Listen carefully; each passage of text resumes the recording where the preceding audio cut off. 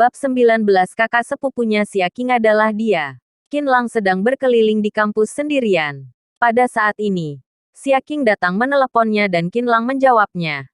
Kapten, kalian berlatih di lapangan barat lagi. Aku akan pergi sekarang. Xia Qing datang mencari Qin Lang, pastinya membiarkan dirinya sendiri untuk memindahkan pakaian di lapangan. Kamu benar-benar pecundang, sial. Aku lihat tidak ada seorang pun di kampus yang lebih pecundang daripada kamu, kata Xia Qing dengan jijik. Aku datang meneleponmu bukan untuk memindahkan barang hari ini dan sekarang segera datang ke Cinta Hiroshima. Setelah selesai berbicara, Xia Qing menutupi panggilannya. Qin Lang merasa bingung. Ada apa Xia Qing mencari dirinya sendiri? Qin Lang segera keluar dari kampus. Cinta Hiroshima adalah sebuah toko minuman kelas atas di luar Universitas Jinling.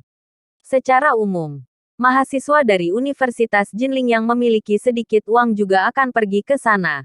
Qin Lang masuk ke dalam toko dan menemukan Xia Qing. Xia Qing masih dengan gaya berpakaian yang muda dan cantik.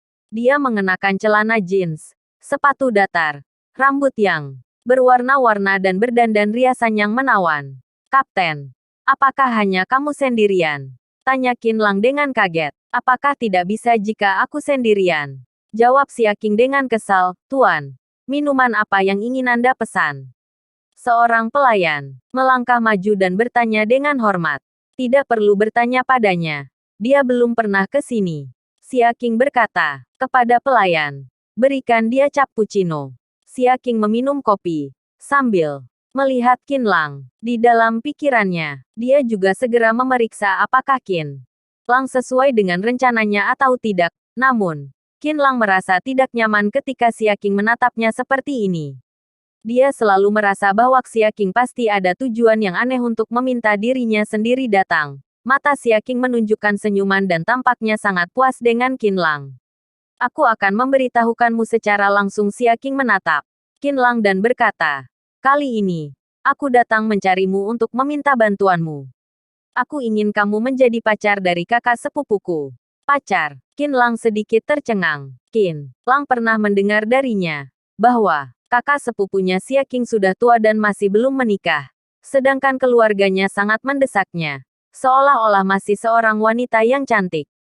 Kapten, kamu jangan bercanda. Di mata Xia Qing, dia adalah seorang pecundang miskin.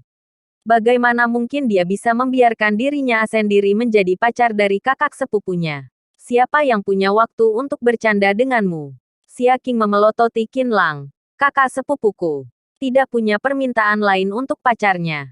Selama orang itu cukup jujur dan mendengar kata-katanya, dia dapat mempertimbangkannya. Aku merasa bahwa kamu memenuhi standar ini dengan baik. Tetapi, Qin Lang merasa curiga di dalam hatinya. Tetapi apa tetapi? Membiarkan kamu untuk menjadi pacarnya kakak sepupuku. Apakah itu telah menyiksamu? Xia Qing berkata dengan tegas.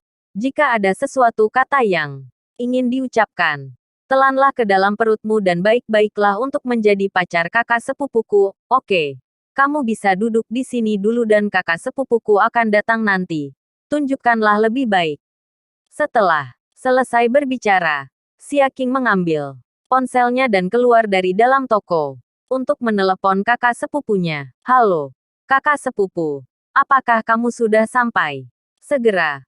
Masih ada jarak 1 hingga 2 kilometer. Kakak sepupunya Xia Qing sedang mengendarai mobil.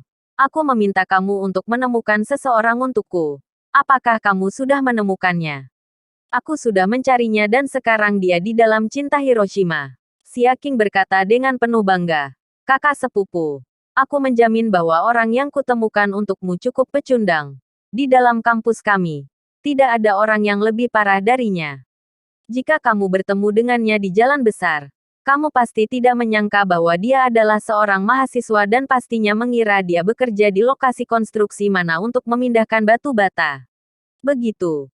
Lumayan. Kakak sepupunya tampaknya bahagia. Kalau begitu aku akan lebih percaya diri dan mendapatkan Zhao Wei. Kakak sepupu, aku tidak mengerti. Mengapa kamu harus mencari seorang pecundang sebagai pacarmu demi mendapatkan Zhao Wei?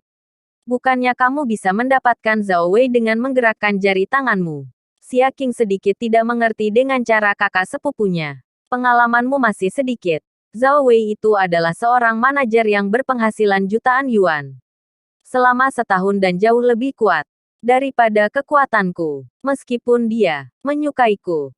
Tetapi pada akhirnya, keputusan masih ada di tangannya. Aku ingin membalikkan situasinya dan membiarkan dia merasakan kritis. Sehingga dia bisa melamarku secepat mungkin.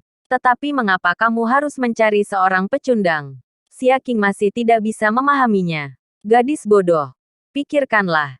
Jika mencari seorang pecundang untuk menjadi pacarku. Sedangkan dia Zhao Wei tidak bisa. Bukannya ini mengatakan bahwa Zhao Wei tidak bisa dibandingkan dengan pecundang.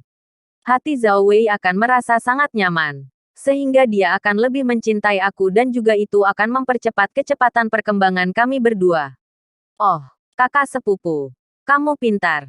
Xia Qing sekarang benar-benar paham tentang niat dari kakak sepupunya. Setelah menutupi panggilan kurang dari 1 menit, sebuah mobil buik hitam berhenti di depan pintu cinta Hiroshima. Seorang wanita yang tinggi dengan rambut panjang yang bergelombang, pinggang yang ramping dan 2 kaki yang panjang dengan stoking hitam keluar dari mobil. Saat turun dari mobil, dia langsung menarik perhatian dari para pria yang lewat. Seolah-olah sedang melihat wanita cantik yang seperti model, kakak sepupu. Xia Qing memanggil wanita cantik itu dan berjalan mendekati wanita cantik itu dengan cepat. Ayo, orang yang kamu bawa di dalam bukan. Ayo kita masuk. Sekarang, kakak sepupunya memikirkannya dan berkata kepada Xia Qing, kamu tidak memberitahukannya bahwa kita sedang memanfaatkannya bukan? Jangan memberitahukannya terlebih dahulu. Karena itu akan lebih realistis dan agar tidak terekspos di depan Zhao Wei. Kakak sepupu, aku juga tidak bodoh. Xia Qing tertawa.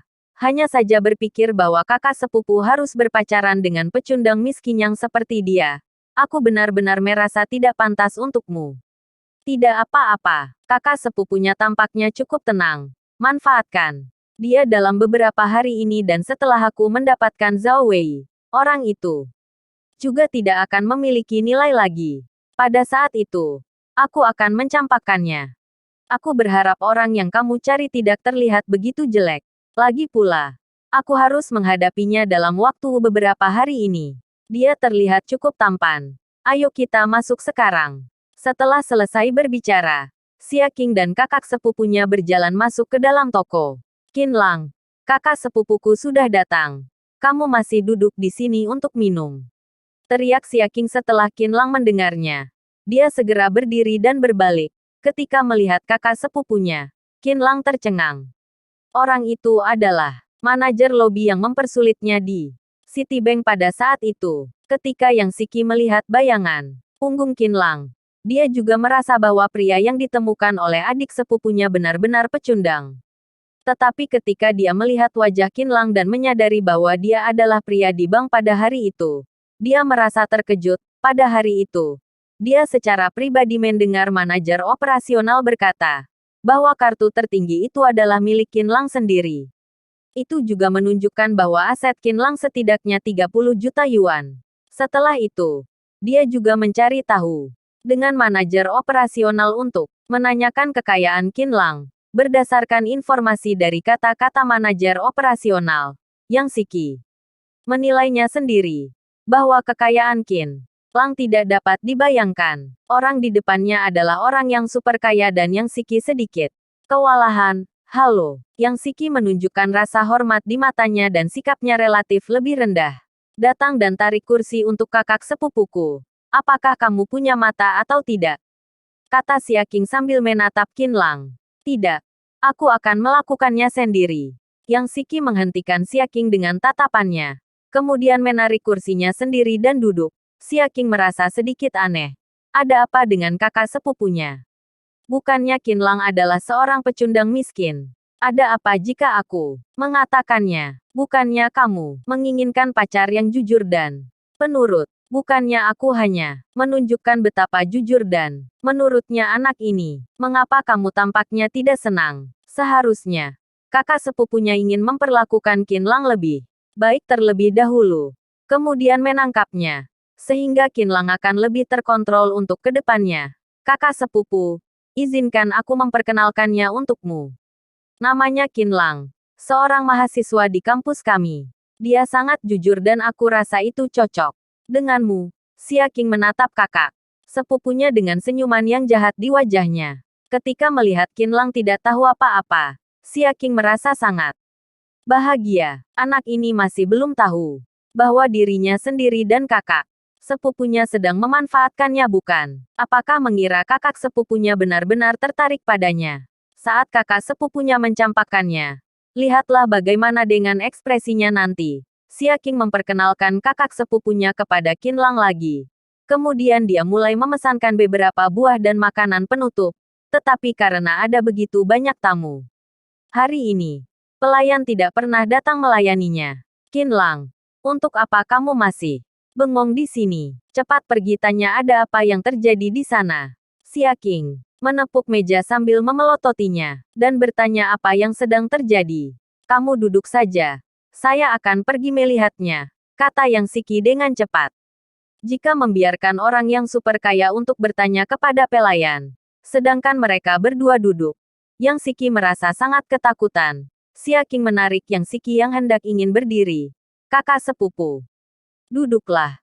Apakah dia sebagai pria tegar untuk membiarkan kita berdua pergi? Mata Xia Qing memelototi Qin Lang dengan tidak senang. Pergi. Kamu benar-benar tidak tahu malu. Apakah ingin membiarkan kakak sepupuku pergi? Xia Qing selalu bersikap seperti ini padanya dan Qin Lang sudah lama terbiasa dengannya. Dia tidak mengatakan apapun, lalu berdiri dan berjalan ke meja depan. Setelah bertanya di meja depan, Qin Lang pergi ke kamar mandi untuk buang air kecil. Tepat setelah dia mencuci tangannya, dia berjalan keluar dan melihat Yang Siki yang berdiri sambil menghadapinya. Kemudian menatapnya dengan senyuman yang tersanjung. Tuan Qin, maafkan Xia Qing yang tahu apa-apa. Beraninya dia seperti itu pada Anda.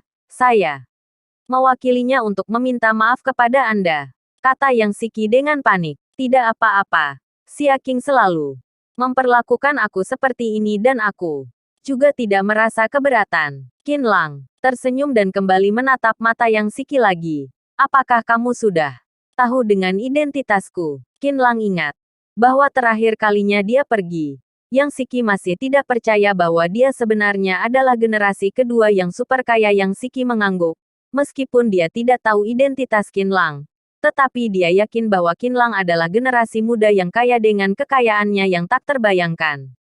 Aku sedikit tidak mengerti. Mengapa kamu harus mencari pecundang miskin untuk menjadi pacarmu?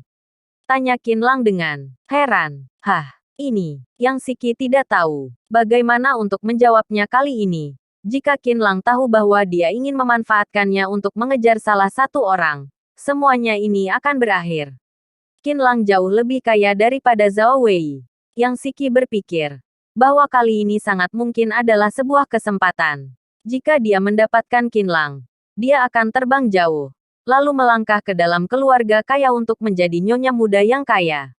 Hampir seketika, Yang Siki memiliki pemikiran yang jernih di dalam benaknya. Dia memanfaatkan kesempatan kali ini untuk menguntit Qin Lang dan harus mendapatkannya. Terakhir kali saya sudah salah paham tentang Anda di bank. Saya sangat merasa bersalah dan membenci diri saya sendiri. Karena menjadi wanita yang tidak menyukai orang miskin dan mencintai orang kaya. Oleh karena itu, saya memutuskan untuk mencari seseorang dengan kondisi yang kurang baik untuk membantu saya dalam memperbaiki penyakit ini. Tentu saja, jika saya rukun dengannya, saya akan terus berkembang dengannya dan akhirnya memasuki ke dalam tahap pernikahan. Yang Siki berkata dengan tulus. Dia ingin menunjukkan kebaikannya di depan Qin Lang sebanyak mungkin untuk mendapatkan hati Qin Lang.